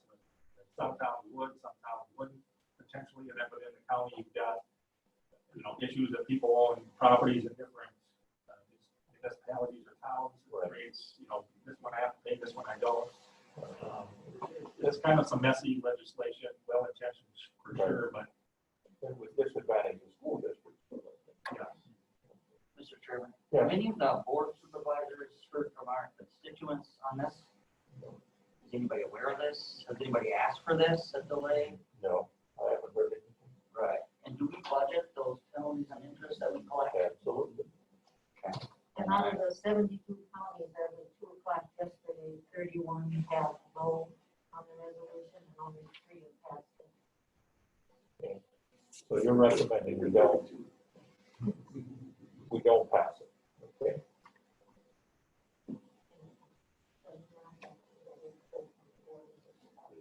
Answers that. So, We have a motion. yeah, that's what I was asking. Did you make a motion? Not to accept it, or anybody? I will. Nothing changes, so there it is. Okay. All right, yeah, Diane's got other good stuff, we might want to touch on that. You give that I time a didn't know motion what here? was going to be asked. okay, Well, you may want to take a position. I think we should. Ms. Instio, sorry, Ms. Pettit, do you have a comment? I said if a motion needs to be made, I'll put the motion forward, not to approve it. Okay, very good. Is there a second? 1 second. All right, motion's been made and seconded not to go with extending payment of property taxes. Any discussion? Any more discussion? All in favor, aye? Aye. Opposed, same sign, nay? Okay. Anything else, Mr. Hoff or Mr. Keith, that we want to talk about on the agenda? Very briefly, there's 2 items. One of them is a revenue tracking for the COVID stuff. I think initially in your packets, there was a report out of New World that's our financial system. that was Right. 4 pages long. I've shortened it up into a 1-page that I believe is in your packet. I just did it in Excel. It's the same information. We are watching different accounts for revenue. How are they doing as we kind of go forward. You know, through April, things still look pretty good, but it's probably towards the end of May when we'll start seeing some of these reductions. And I say end of May because that's really more for the month of April. The stuff in April is really from March. There's always kind of a 1 month time lag. Actually, you know, when we got sales tax for April, which is for the month of March, you were kind of anticipating it to go down. Well, it actually went up a little bit, which surprised a lot of us, I think. But, you know, I think in the next couple of weeks, next installment, that'll be a telltale for us kind of where we're headed. All right, the interest on investments, I think we can calculate that now, can't we? I mean, what interest rate did we use when we had the investment, when we made that calculation? We were estimating what we had last fall. Okay, Well, with that, and this was, I just kind of made a guesstimate out here for the rest of the year. And I'm not sure that we're thinking, but we could be at $100,000 difference for the budget and what we actually need. so we probably can plug that number in too, then we're gonna be off 100,000, did you say? About, yeah, I mean, the best guess. Okay, and at Land, Water, Forest Resources Committee, the forester said he thought he'd be comfortable making the budget. And the zoning folks said, actually, they're running ahead. Okay. So, Mr. Schuman, would you think the board should see something like this, and we should be informing them about COVID issues? Absolutely. Okay, so. And I was gonna mention, you know, the CARES Act is moving through legislature right now. They're trying to approve something for municipalities and county governments.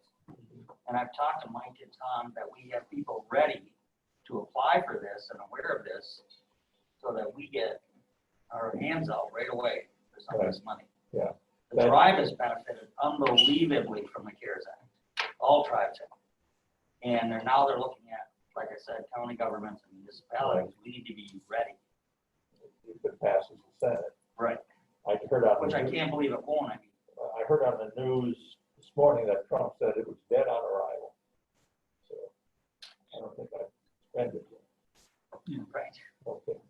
And then the other thing I put in your packet is just, really, it's more for my own sake, but I put it in to share with the committee. I just have a summary of what some of the different funding sources may or may not be that apply to the county. You know, FEMA is certainly one of the funding sources that at some point will apply for some reimbursement. FEMA is only 75% reimbursable and then 12.5% from the state. But it's really only eligible for emergency protective expenditures. So it's kind of what's the immediate threat. Those type of things that you do to mitigate are what you can submit for reimbursement. So it isn't going to allow us to submit everything, every cost we may have. But there's other sources. The CARES Act. I put some of the items down on here, just in brief, what they may be and how they may impact the county.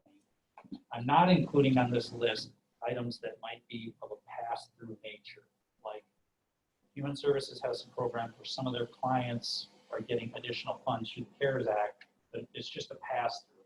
So I'm not really, for my purposes, I don't have that on my list. I know there's economic development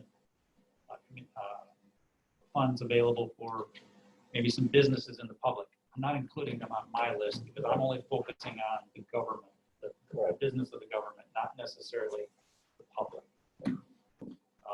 You know, another popular one was that Paycheck Protection Plan you've heard about. Right. That doesn't apply to the county. No. We can't, we're not eligible. Right. So you're tracking best? We're tracking another big unknown right now, part of the CARES Act. There's, I think the number is 150 billion coming down to the states, and then it's going to get allocated out. I think they're saying Wisconsin's share is somewhere around 2.3 billion.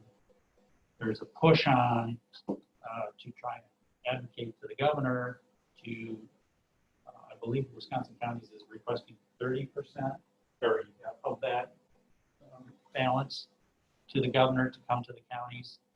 but that has not been decided yet. I don't know if we know when that'll be determined. What does that amount to each county? Well, the estimate, I think Sawyer's share was, 1.3 million, 4 million, I don't remember the number, but it was, significant. But there's no guarantee we're gonna see that. We don't know when we're gonna find out, but, So you haven't spent it yet. we haven't spent it. Good. We're following it. Okay, We're gonna have to wrap things up. right, yeah, so. Mr. Shulman, do you think we should, the schedule on COVID should be in the board packet? Okay, so maybe the dog, you can put some more numbers in, best you know. Yes, Dawn is reading. Dawn, do you have a comment? Oh, no, just a final comment when we're done. We're done. I just wanted to, I'm gonna date myself here to Mr. Morgan.